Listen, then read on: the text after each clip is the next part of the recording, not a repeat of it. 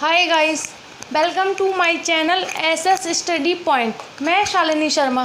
Previous video में हमने पुष्पित पौधों में लैंगिक जनन का पार्ट फर्स्ट में पढ़ाया था कि नरयुग्मक कैसे बनता है और नरयुग्मक कहाँ से बनता है, कौन से अंग से नरयुग्मक बनता है। नरयुग्मक बनता है पुमंग अंग से। किससे बनता है? पुमंग अंग से। ये हमने आपको पार्ट 1 में पढ़ाया था। आज हम बताएंगे मादा जनन क्या होते हैं, मादा युग्मक कहाँ से बनता है।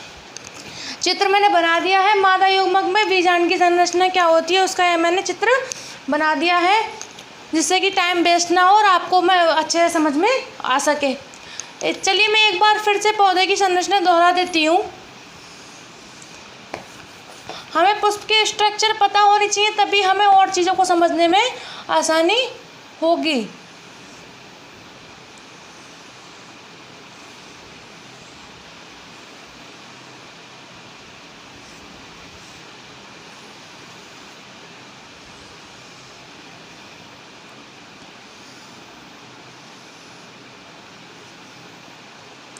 थोड़ा पास में आ रहे हैं।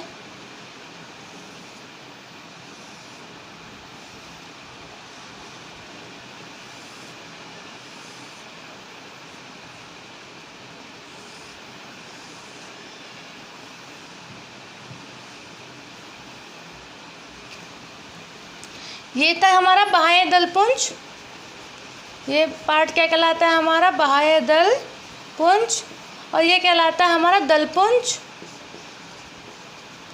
ये पार्ट कहलाता है हमारा पुमंग। पुमंग कौन सा भाग होता है? नरभाग। और ये वाला पार्ट कहलाता है हमारा जायांग। ये कौन सा भाग होता है हमारा?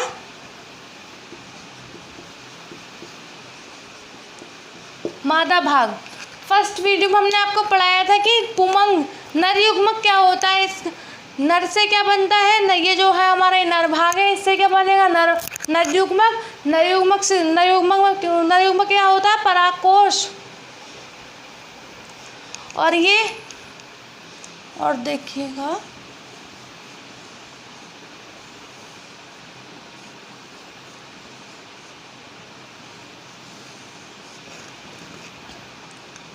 ये हमारी वर्तिका होती है। ये परागकोश के द्वारा नली आती है।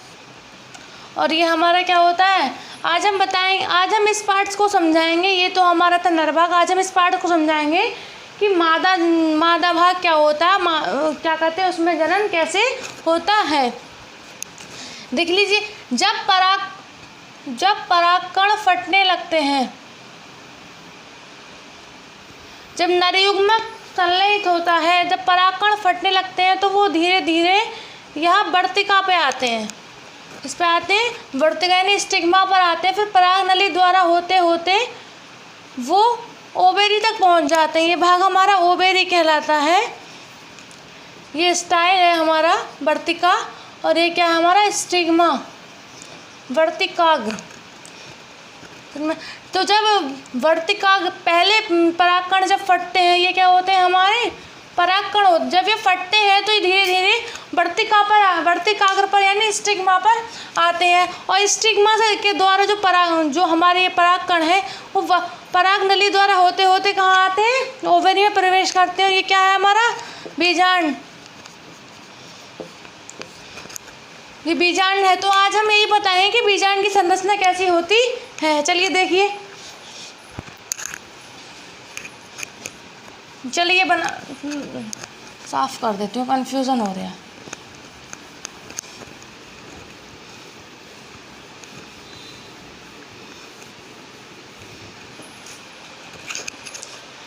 ये हमारा ये पार्ट्स कौन सा है हमारा? जायांग। क्या पार्ट्स है?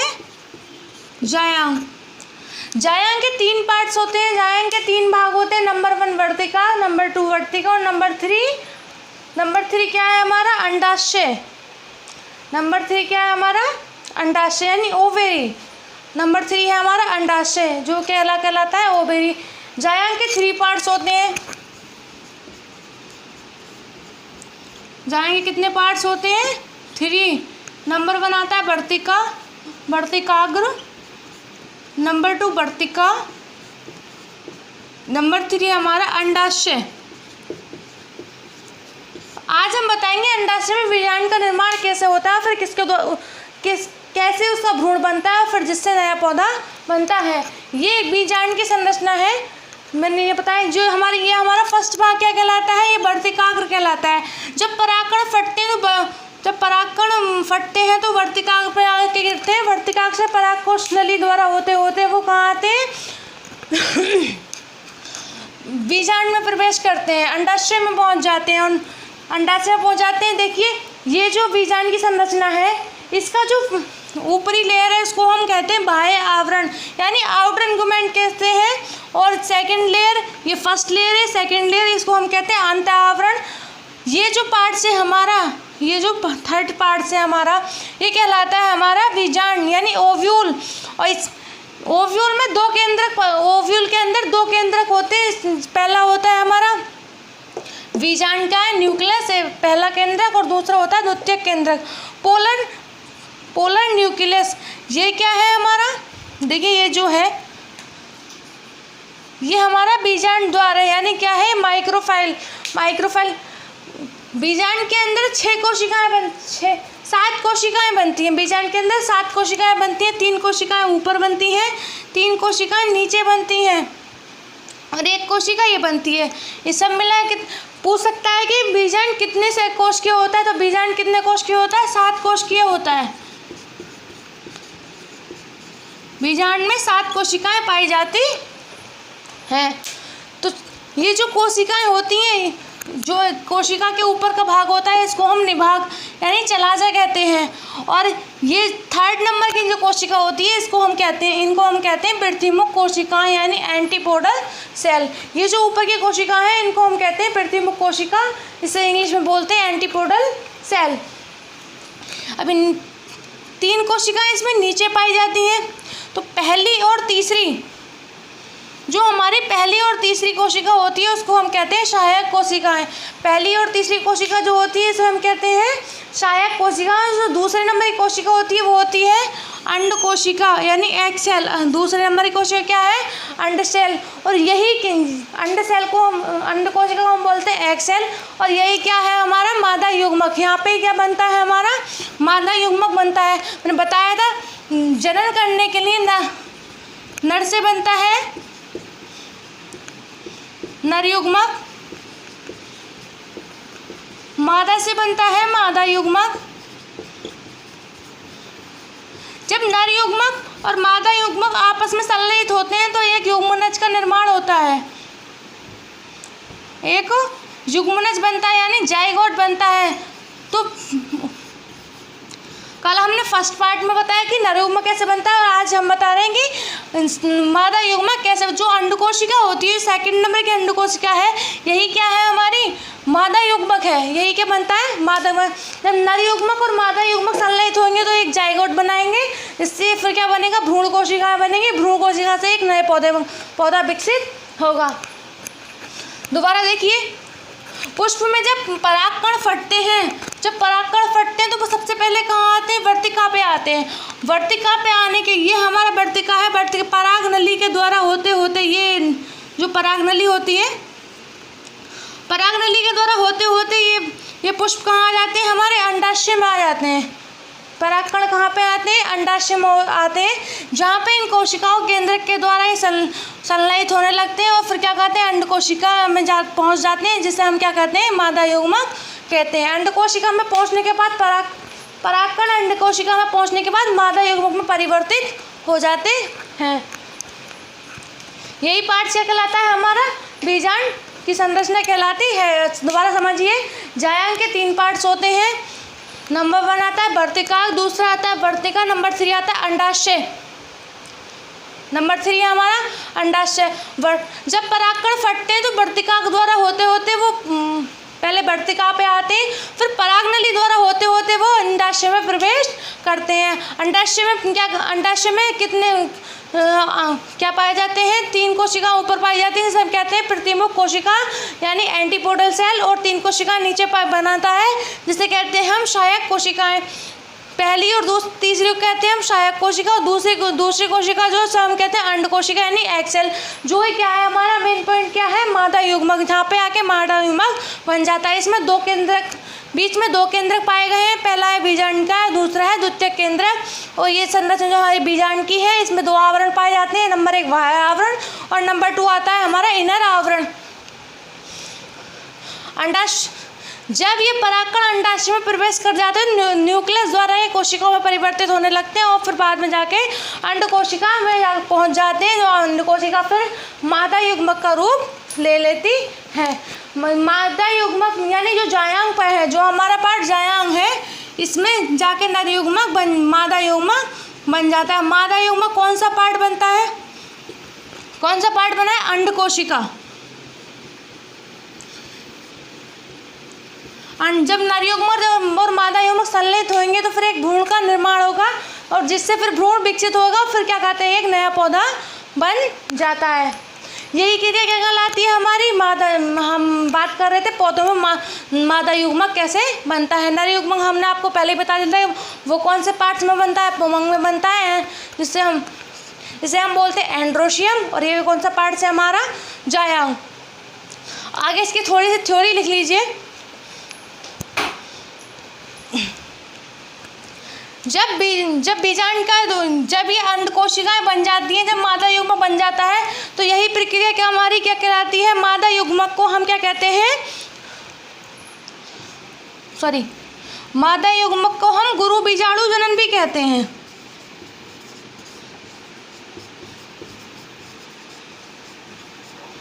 मादा युग्मक को क्या कहते हैं, गुरु बीजाणु जनन भी कहते हैं, यानी माइक्रोस्पोरोजेनेसिस।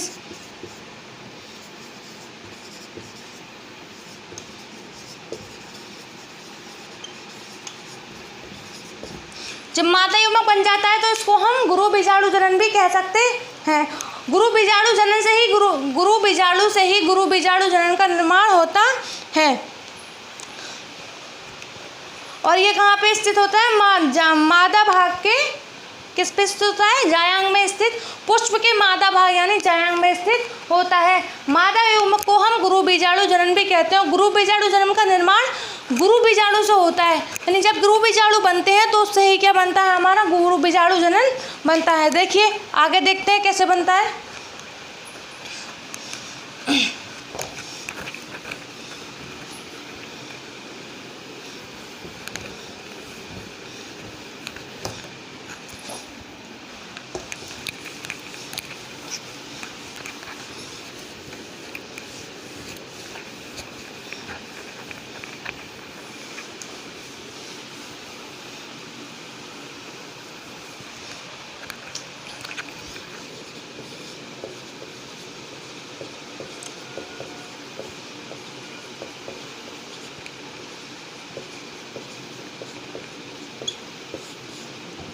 इसे बोलते हैं माइक्रो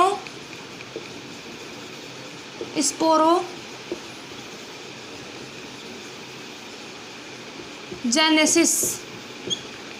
गुरु बीजाणु जनन को हम क्या बोलते हैं, माइक्रो स्पोरोजेनेसिस कहते हैं। बात आती है गुरु बीजाणु जनन कैसे बनता है। गुरु बीजाणु का निर्माण होना ही गुरु बीजाणु जनन कहलाता है। यह पुष्प के मादा भाग यानी जायांग के अंतर्गत होता है। जायांग में गुरु बीजाणु लगे होते हैं। जायांग में क्या पाए जाते हैं, गुरु बीजाणु पाए जाते हैं, भी हमने बताया।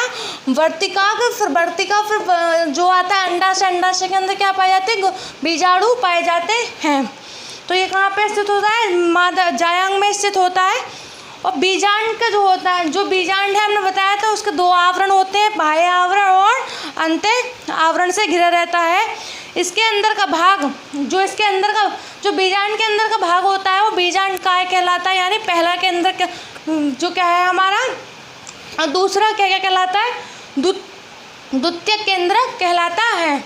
हम लिख सकते हैं, इसकी डेफिनेशन लिखेंगे, गुरु बीजाणु जनन यानी माइक्रोस्पोरोजेनेसिस क्या होता है, लिखेंगे गुरु बीजाणु का निर्माण होना ही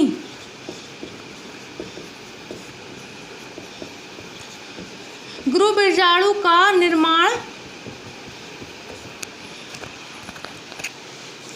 होना ही गुरु बीजाणु जनन कहलाता है। जनन कहलाता है। यह पुष्प के मादा भाग जायांग में उपस्थित यह पुष्प के मादा भाग जायांग में उपस्थित होता है। गुरु बीजाणु का निर्माण होना ही गुरु बीजाणु जनन कहलाता है। यह पुष्प के मादा भाग जायांग में उपस्थित होता है। जायांग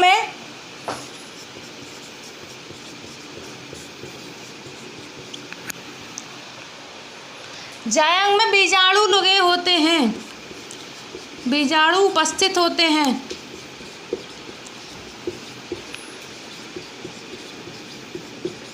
जिसे हम बीजांड कहते हैं। बीजांड कहते हैं। बीजांड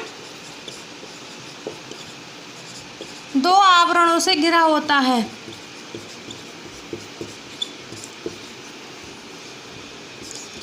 आवरणों से घिरा होता है।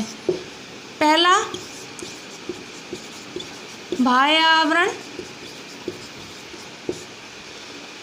और दूसरा अंतः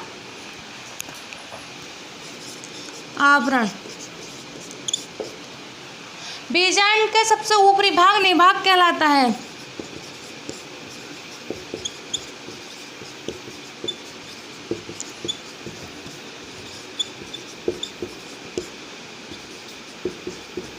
निभाग, जिसको हम इंग्लिश में बोलते हैं चला जा। निभाग कहलाता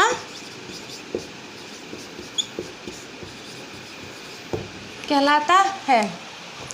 बीजांड के अंदर बीजांड का उपस्थित होता है।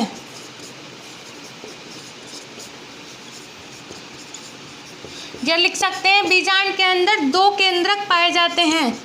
दो केंद्रक पाए जाते हैं। वैसे तो टोटल मिला के 8 केंद्रक होते हैं, लेकिन अभी हम जो सबसे छोटा पार्ट था इसमें 2 केंद्रक थे उसकी बात कर रहे हैं। बीजांडकाय और द्वितीय, जिसे हम क्या कहते हैं, बीजांडकाय और द्वितीयक केंद्रक। द्वितीयक, देखिए डायग्राम के साथ साथ थ्योरी होना भी बहुत ज़रूरी है, लेकिन डायग्राम पे ही हमें पूरे मार्क्स नहीं मिलते। डायग्राम के साथ साथ हमें थ्योरी भी पता होनी चाहिए, तभी हमें क्या कहते हैं नंबर अच्छे मिलते हैं।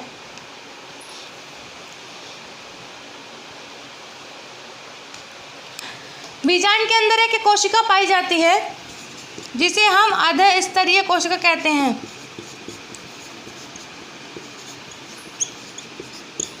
एक कोशिका पाई जाती है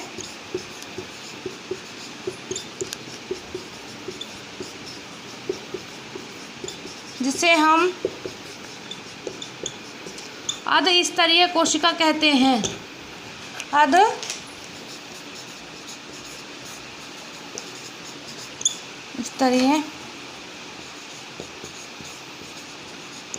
कोशिका। क्वेश्चन पूछ सकता है कि बीजांड कितने कोश की होता है, तो बीजांड 7 कोश की होता है। एक अधस्तरीय कोशिका होती है, अधस्तरीय कोशिका से 6 कोशिकाएं बनती हैं। अधस्तरीय कोशिका से जो बीजस्तरीय कोशिका से 6 कोशिकाएं यानी सेल्स बनती हैं।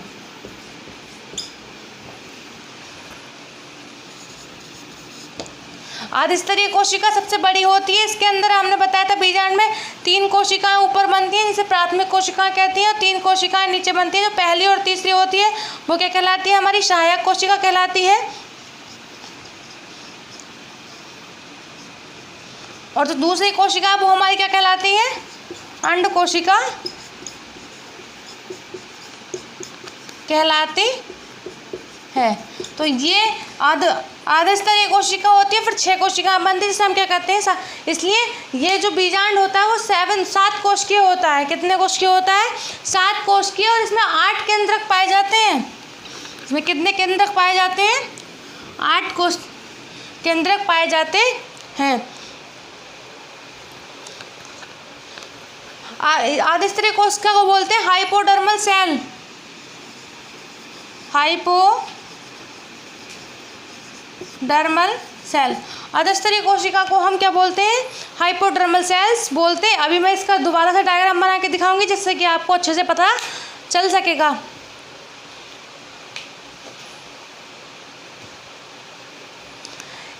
जब इस कोशिकाएं बन जाती हैं, इनमें से एक सेल विभाजित होकर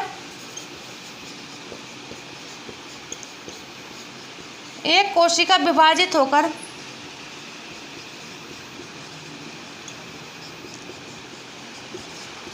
2 कोशिकाएं बनाती है।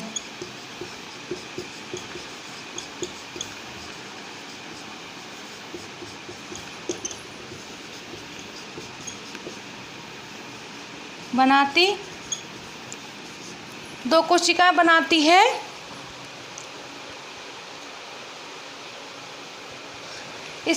इसकी एक सेल को एक कोशिका को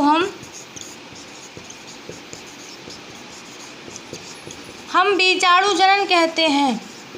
ये पहली कोशिका क्या कहलाती है, हमारी बीजाणु जनन कहलाती है। आगे देखिए, दोबारा देख लीजिए, गुरु बीजाणु जनन क्या होता है, यानी माइक्रोस्पोरोजेनेसिस। गुरु बीजाणु का निर्माण होना ही गुरु बीजाणु जनन कहलाता है। यह पुष्प के मादा भाग जायांग में उपस्थित होता है। जायांग में बीजाणु उपस्थित होते हैं जिसे हम बीजांड कहते हैं। बीजांड 2 आवरणों से घिरा होता है, बाह्य आवरण और अंत आवरण। बीजांड का सबसे ऊपरी भाग निभागनी चलाजा कहलाता है। बीजांड के अंदर 2 केंद्रक पाए जाते हैं, बीजांड का और द्वितीयक केंद्रक। बीजांड के अंदर एक कोशिका पाई जाती है, आधस्तरीय कोशिका कहते हैं। आधस्तरीय कोशिका 6 कोशिकाएं बनती हैं। इनमें से एक कोशिका विभाजित होकर 2 कोशिकाएं बनाती है। इसकी एक कोशिका को हम बीजाणु जनन कहते हैं। आगे देखिए,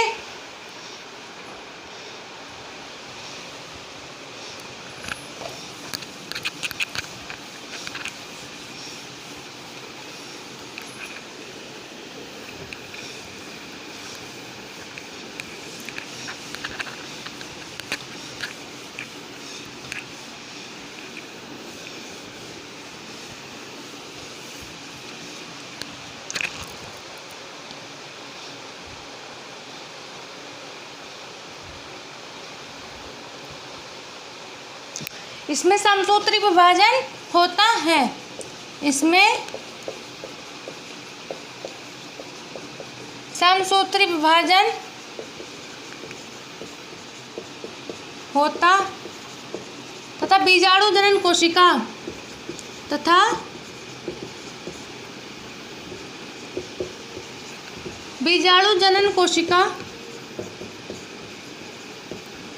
बिना विभाजित हुए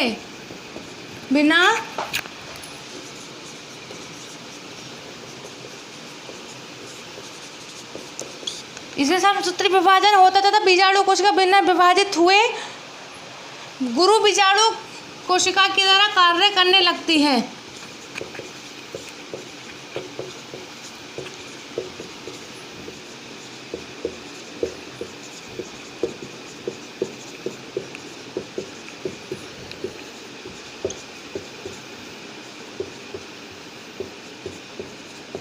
गुरु बीजाणु कोशिका की तरह कार्य करने लगती है। देखिए, दोबारा देख लीजिए इस डायग्राम को। थोड़ा बड़ा बनाती हूँ ताकि आपको अच्छे समझ में आए।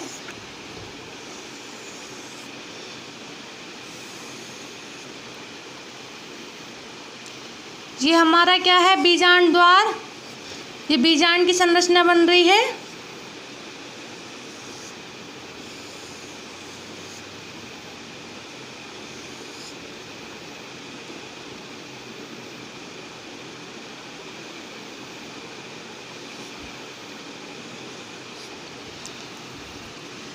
इसमें 6 कोशिकाएं पाई जाती हैं, 3 ऊपर 3 नीचे और बीच में 2 केंद्रक पाए जाते हैं।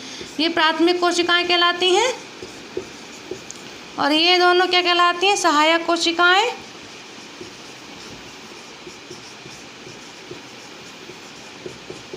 बीच की कोशिका होती है, इसे हम अंड कोशिका कहते हैं। इसे क्या बोलते हैं? Egg cell.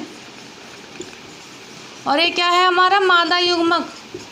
ये क्या है? हमारा मादा युग्मक। इसको एक बार और देख लीजिए।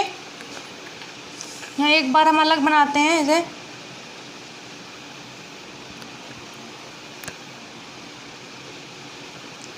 ये मैं अलग बना रही हूँ दोबारा से।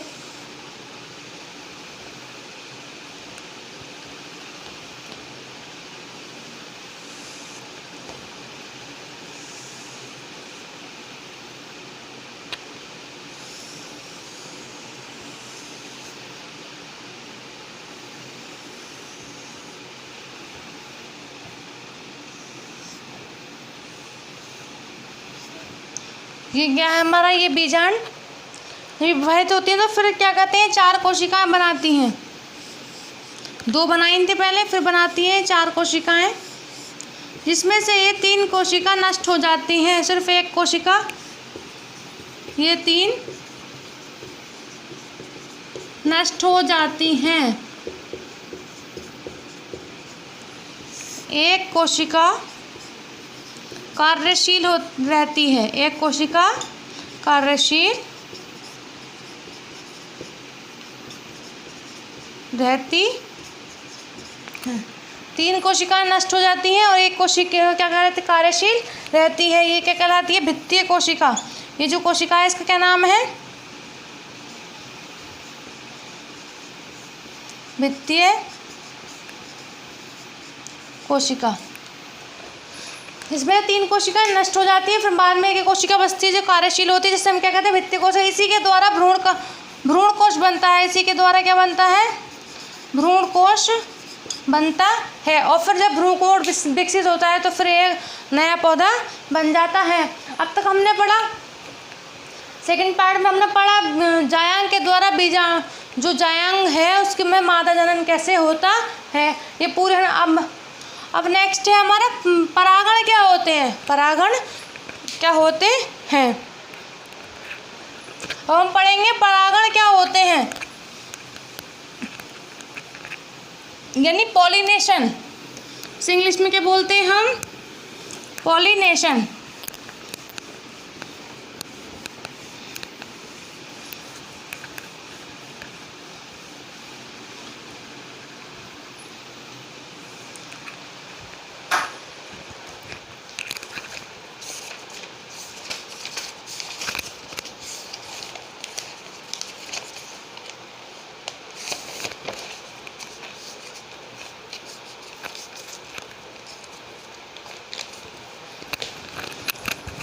नेक्स्ट टॉपिक है हमारा परागण।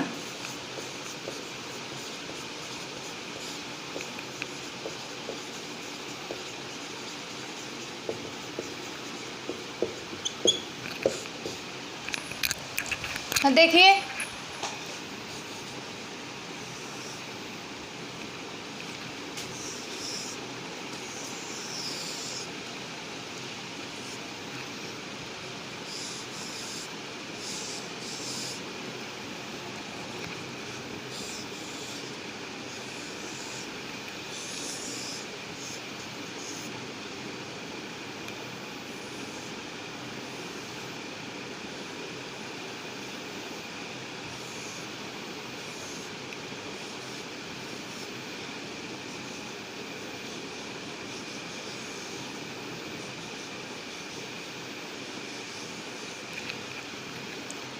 ये क्या होते हैं? परागण।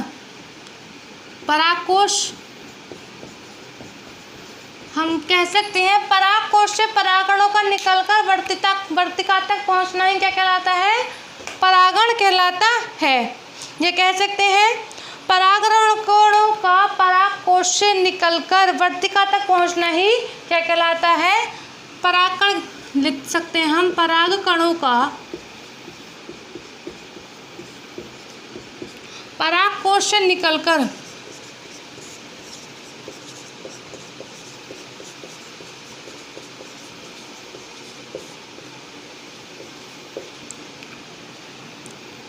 वर्तिकाग्र तक पहुंचना, पर पहुंचना ही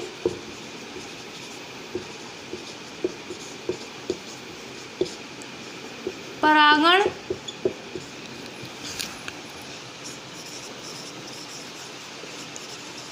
पॉलिनेशन कहलाता है। परागकणों का परागकोश से निकलकर वर्तिकाग्र तक पहुंचना ही परागण कहलाता है। परागण दो प्रकार से होता है।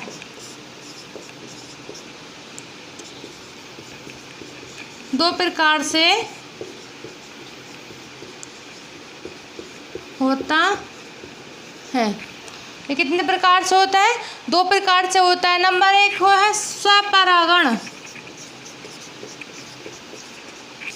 इंग्लिश में बोलते हैं सेल्फ पॉलिनेशन, यानी प्रकृति के द्वारा स्वयं ही जो परागण की क्रिया होती है उसे हम क्या कहते हैं? स्वपरागण कहते हैं, यानी सेल्फ पॉलिनेशन, सेल्फ पॉलिनेशन कहते हैं। और दूसरा है परपरागण, इसे इंग्लिश में बोलते हैं क्रॉस पॉलिनेशन। इसे क्या बोलते हैं? Cross pollination. अब देखिए स्वपरागण क्या होता है। इसमें स्वतः ही प्रकृति के द्वारा इसमें स्वतः ही प्रकृति के द्वारा परागकण वर्तिकाग्र तक पहुंचते हैं, पर पहुंचते हैं। और वायु, ये जो परपरागण है ये 3 प्रकार से हो सकता है। ये कितने प्रकार से होता है? 3 प्रकार से। नंबर 1 वायु द्वारा,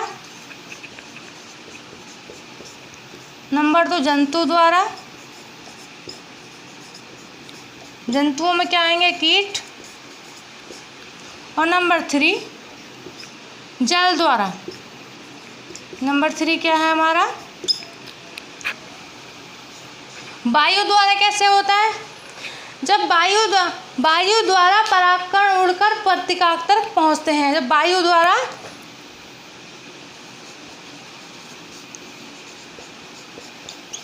उड़कर परागकण वर्तिकाग्र तक पहुंचते हैं,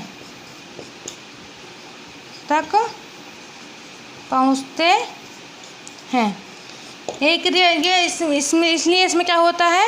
वायु परागण, यहाँ पे लिख सकते हैं हम वायु परागण, जंतु परागण और जल परागण।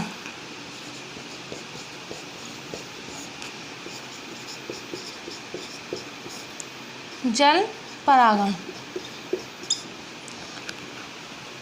जंतु परागण कैसे होता है?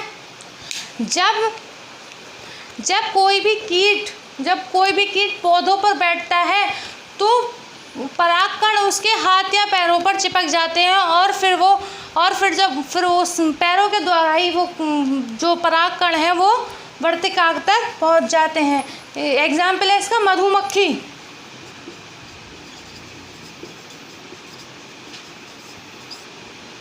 जब कीट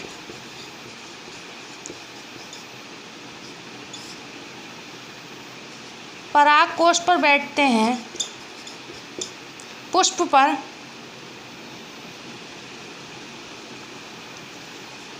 पर बैठते हैं तो परागकण उनके हाथ व पैरों से चिपक जाते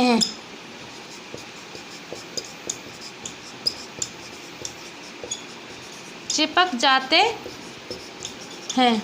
और फिर वो वर्तिका पर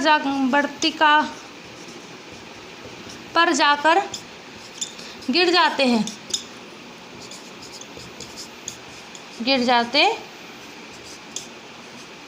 हैं। जल द्वारा कुछ जलीय पौधों में, कुछ जलीय पौधों में